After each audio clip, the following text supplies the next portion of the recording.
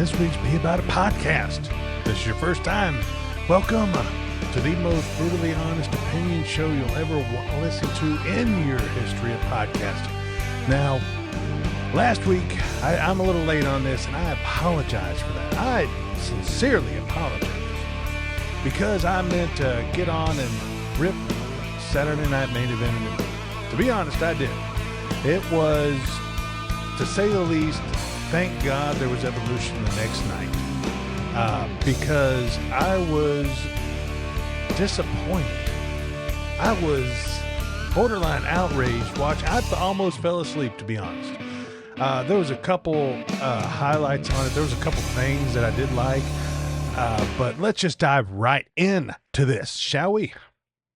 Now, if this is your first time listening, I'm a big WWE fan. I've always have been. Goes all the way back to the early 80s. Andre the Giant, $1 Million Man, Jake the Snake, Ricky the Dragon.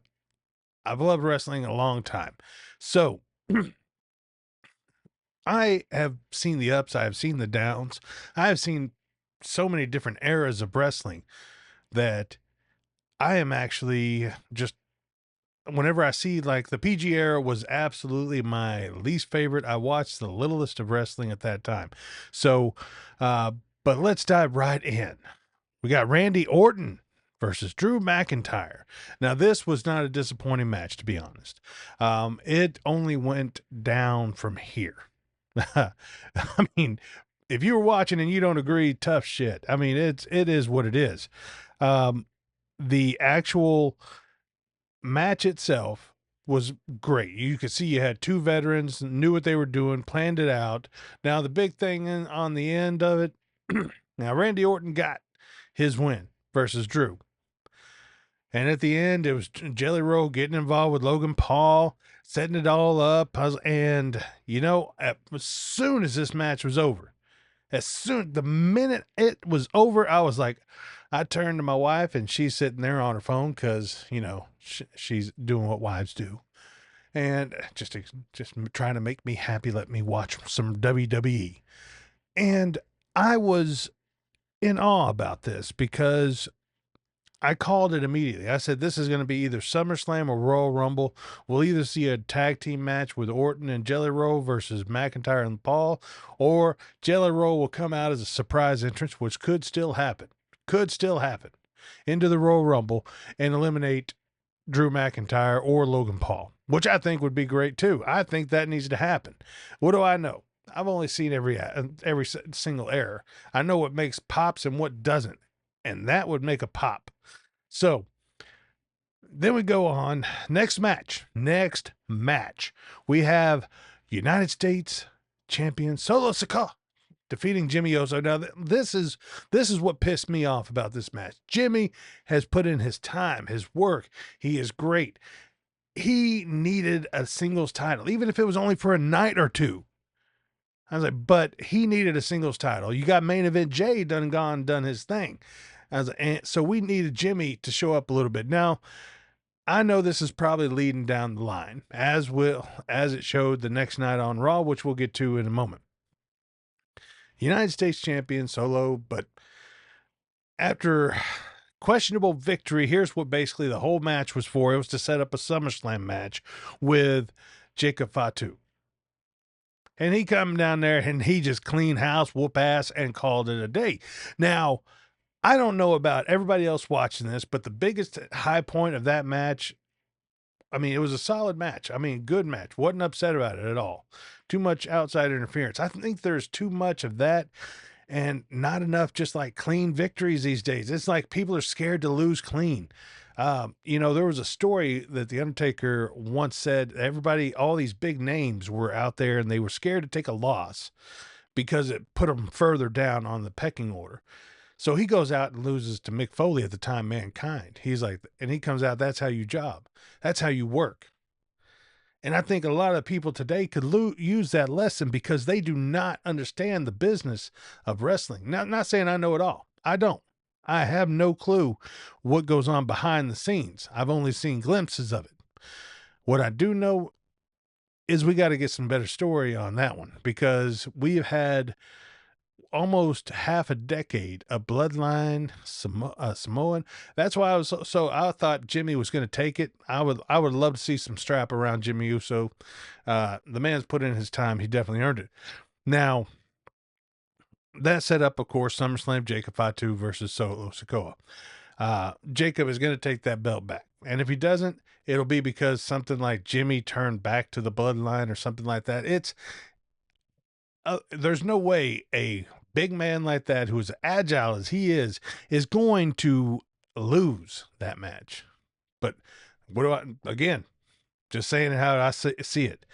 Now, this was the downfall of the match. I mean, up until this, LA Knight defeats Seth Rollins. This came down, and Seth got a legitimate injury doing a move he has done 100 times. Just a flip off the rope, jump, front flip, land. It just landed the wrong or the hardest way possible, messed up his knee. It was an actual injury. He's out for undisclosed time. They're not talking about it too much, so we'll see how that goes. But I want to give a solid, slow clap to Seth Rollins, because he could have laid down, been carried out, and called it a day. But he got up and he finished the match. And it may have been just an impromptu finish, real quick, let's get it over, but it was a finish. I have said enough about Seth Rollins. Now, the man is actually a great performer, great wrestler,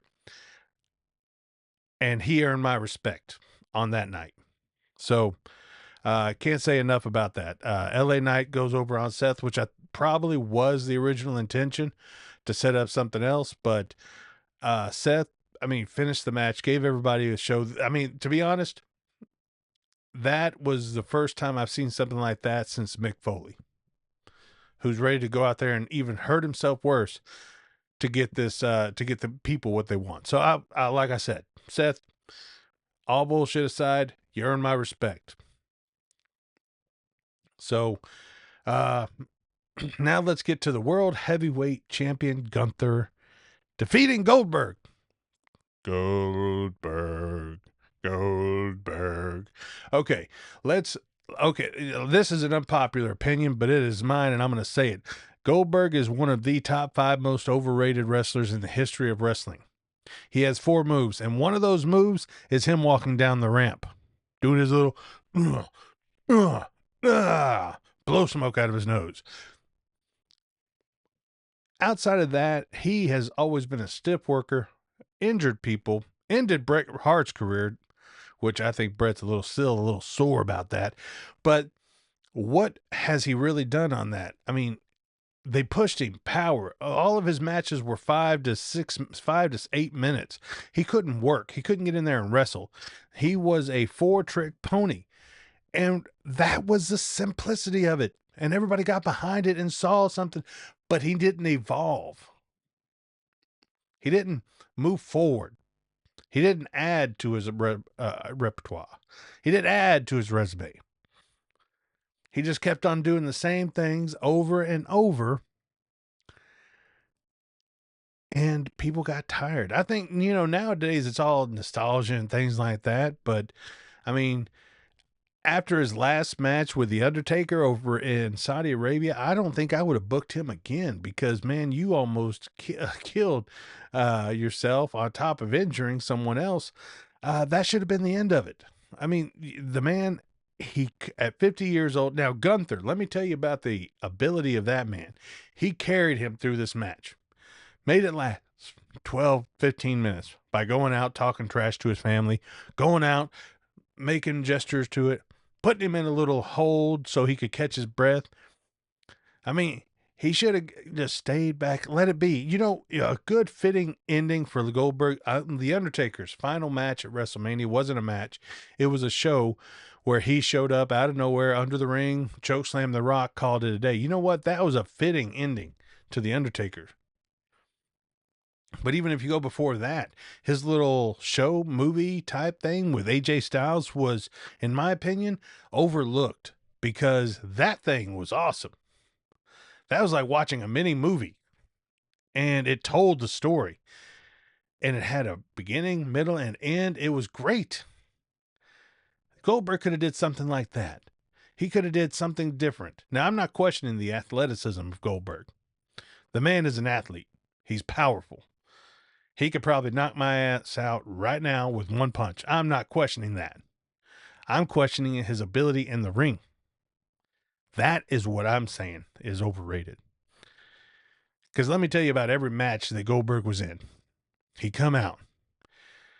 I was like, they would hit him 3 or 4 times, try to get the jump on him. They would throw him against the ropes. He'd duck a clothesline, spear, jump up, slam feet down, yell, put it, then put him up in a jackhammer him down, pin him, done. That was like 90% of his matches. Now, if he had to wrestle a big name, they made it work a little bit where basically he would come out, do his thing, go to the ring, as they start like hammering down, kicking, punching. Then eventually the other person get the drop on him. Then you're looking at another, I was like about 5 to 7 minutes of them just beating him down, putting him in holds because let's face it, he can't do anything else. And then he'd come back again through the ropes, duck a clothesline, spear, jump up, jackhammer, match is over. 4-trick pony. That was pretty much every match he went out. And I know people love Goldberg. And that's why this has always been unpopular, but I don't care. It is the truth.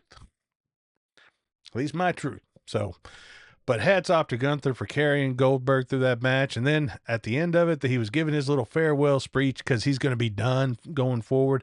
So, what does this happen? Well, they cut him off, as they should have. They were on a time. This is Saturday Night Live. Or not Saturday Night Live, but Saturday Night Main Event. Back, it's repetition of the old Saturday Night Main Events where they were from 7 to 9. They shut it down at 9 and played the new episode. So kudos to them for sticking out. So, all right. I'm going to take a quick second. Just a few. Got to give me a little sip of some water and refresh my throat. Maybe not sound as much as raspy as I have been. Then we're going to come back and then we're going to wrap up with some Evolution talk. The true star of the weekend. And we will be right back. For over 3 decades, Kwikset Jewelry and Watch Repair has been serving the DFW Metroplex, bringing new life to old and damaged jewelry. From new loves to old flames, we can take care of all of your jewelry needs. Birthdays, anniversaries, or a good old-fashioned just because, we can make, design, or fix the perfect piece for the perfect gift or the perfect fit. Kwikset also will repurpose or purchase all of your old and unwanted gold or silver. With 5 locations around the DFW Metroplex, Kwikset is just a quick drive to find your forever jewelry location. Let Kwikset bring new life to old favorites.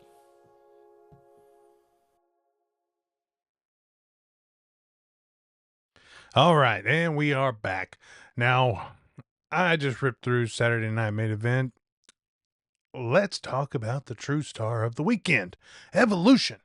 Yes, an all-women's pay-per-view that was only done a few years back and finally redone. Now, to be honest, I've said this over and over again. The women of the WWE wrestling are stealing every single show.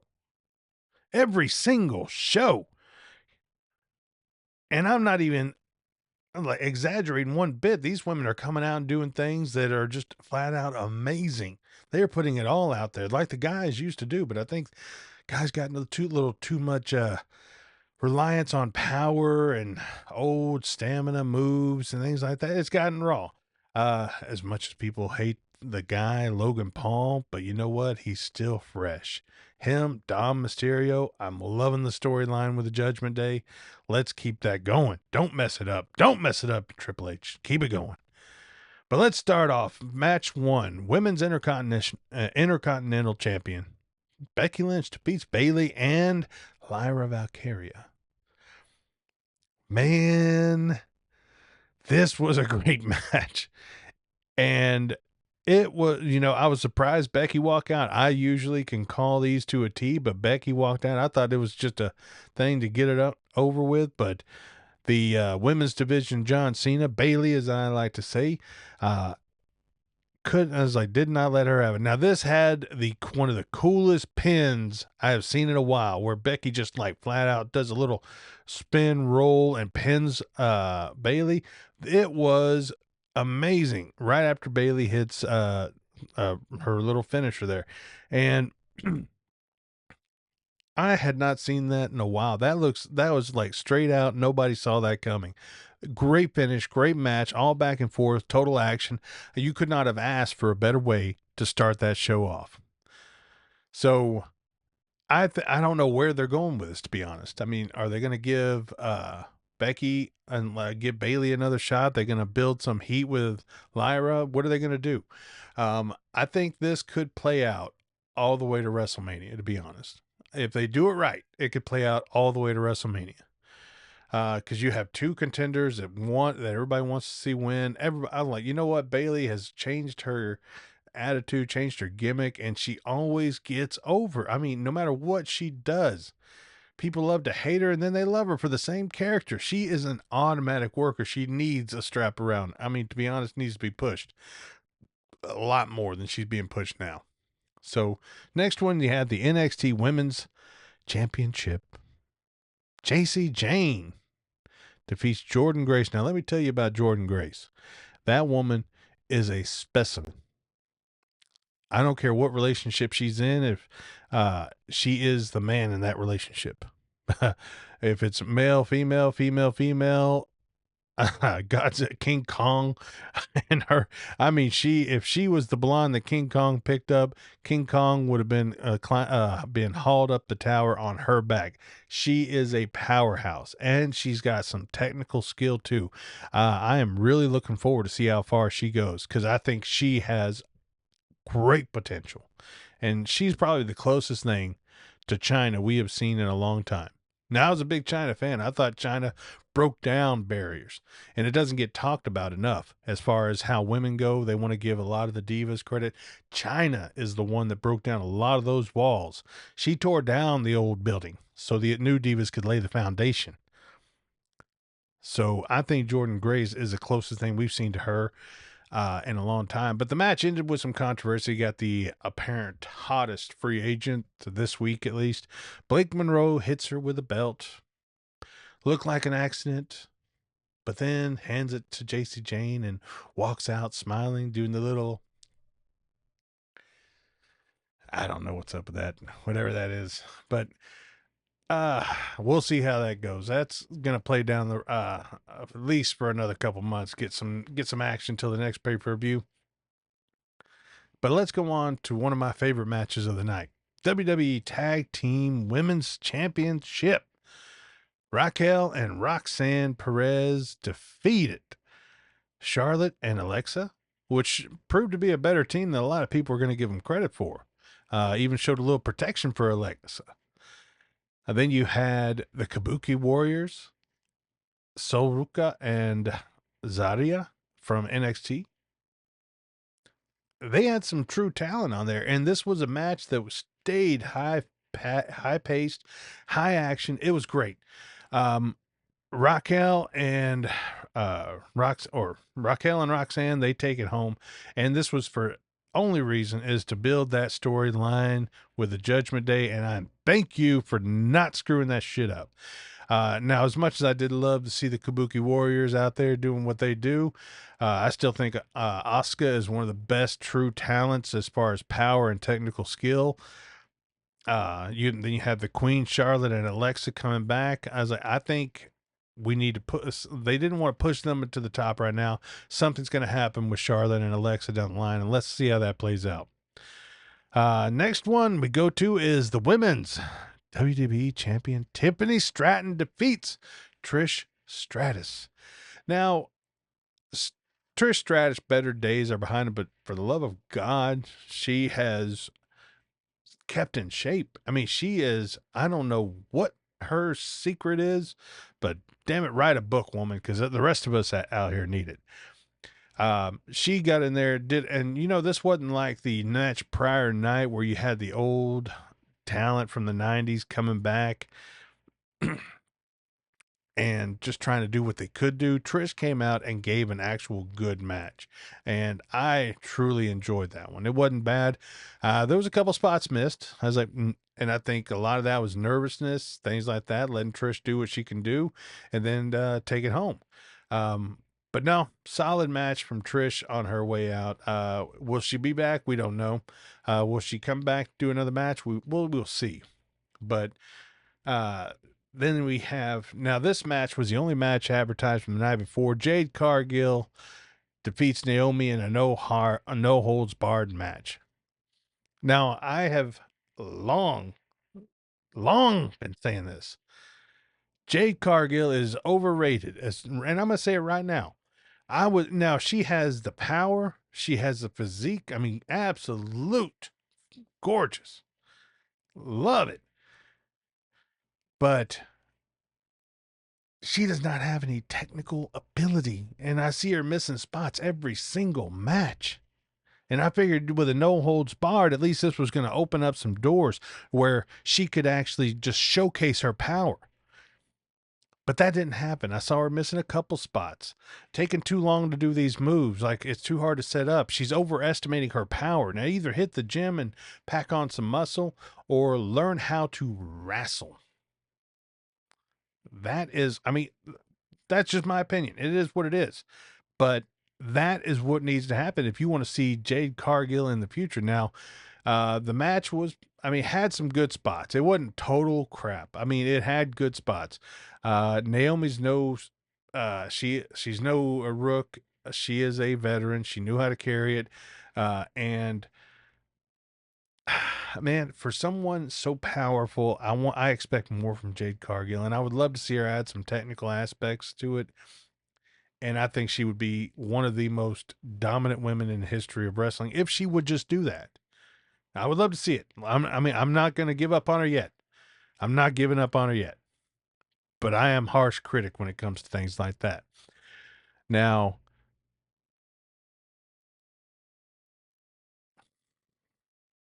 the last thing I'm going to say is booking a no holds barred match for Jade should have been her upkeep. What do we have to do? What match is going to suit her best to give the best performance? That's what I want to see next time. Next time, please set it up. Then let's go on to the next one, the Battle Royal. I was like, to earn a world championship match at Clash in Paris. Ooh la la.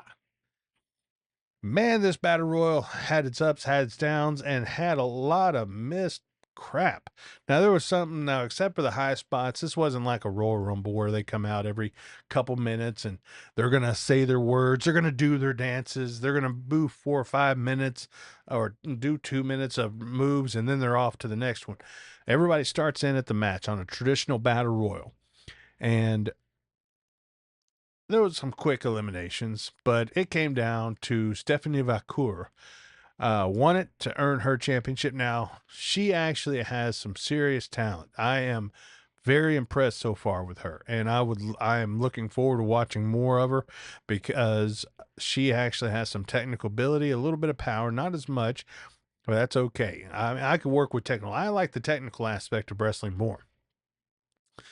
So we'll see. But there was a lot of standing around during this match, a lot of poor execution. Looks like you could see where people were pulling punches and not even landing them. It was crap. I mean, on a lot of it. But I mean, it had the ending made up for all the crap in the beginning and the end. So I did want to see Nikki Bella take it home, but we'll see how that goes down the line.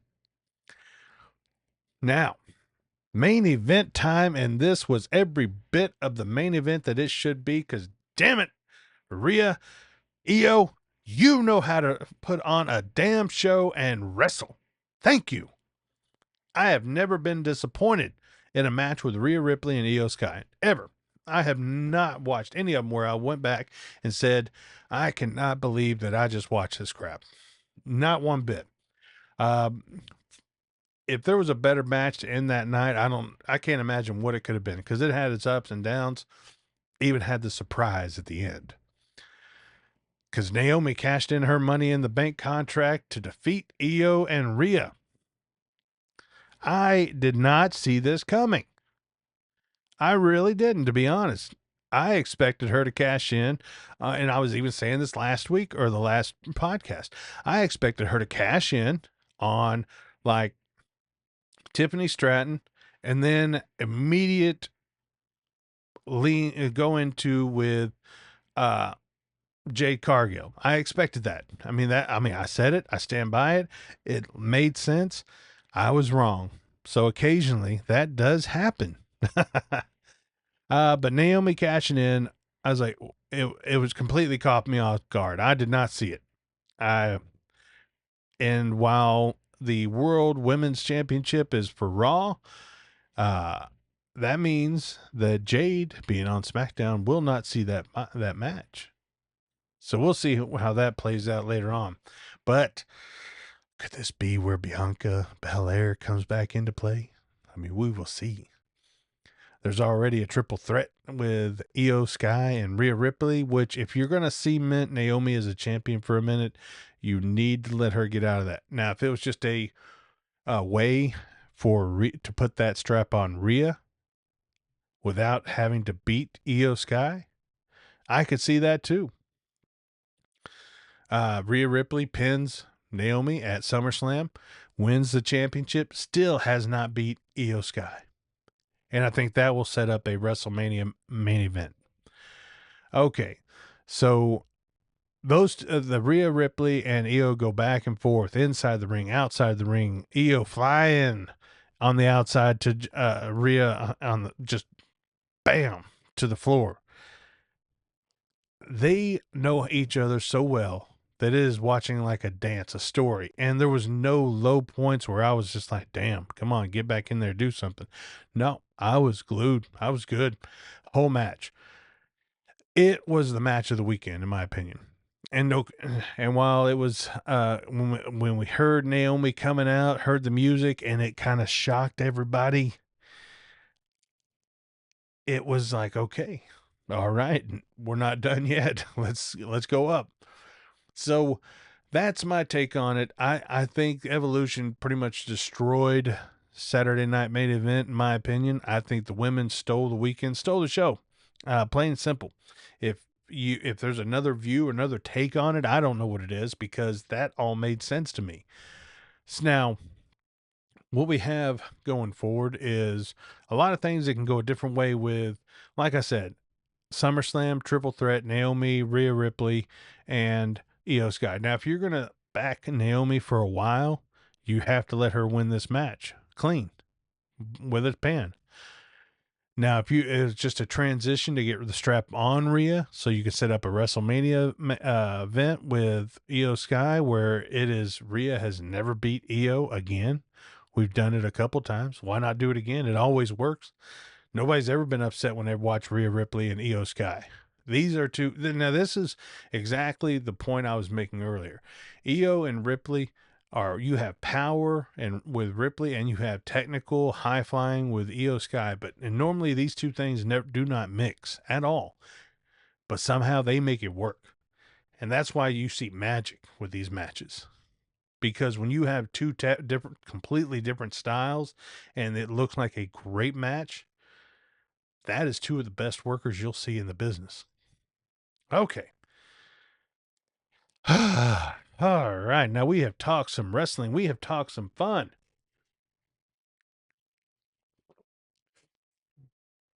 And while we got that, I don't know if any of y'all heard the rumors of the Annabelle doll missing on the tour it's having around, which, you know what? I really want to get some paranormal investigators in on this, because I think I want to get their take on how smart something like this is.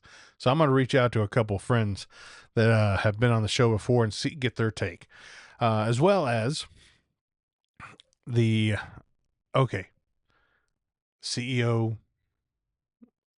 I mean, apparently he proved that you're not gay if you go to Coldplay, because he got caught with a little head of HR. And which has given us some more memes, which I am going to make a tribute out of the kindness of my heart. I should say former CEO, since he resigned, but I'm going to make a tribute to post on all my social because I feel this needs, because it has been copied. The memes, the AIs, the greatness of the baseball games. I'm going to make a tribute to this moment so that it may live and be about it history forever and ever, as long as this whole internet thing is still popular. But on that note, I'm going to wrap this week up. Look out for that little sentiment to the CEO and the head of HR. I wonder if she's still the head of HR. And I wonder if they're going to hire a female CEO to make sure that doesn't happen again. But I'm going to wrap this up. Call it a night, call it a day, call it an evening. Whenever you're listening to it, I just call it, baby. And we're going to have some more fun. Next week, I'm going to see if I can't reach out to my friends, get on some paranormal talk. Because, it's July. You go August, September. Guess what? We got Halloween right there. One of my favorite holidays. It's a day to be weird. So let's see if I can't get some paranormal friends on next week and talk. All right. Till then, don't talk about it. Be about it, baby. And let's have some great time. And if you're not following me, give me some love. Like, share, follow. Good evening, y'all.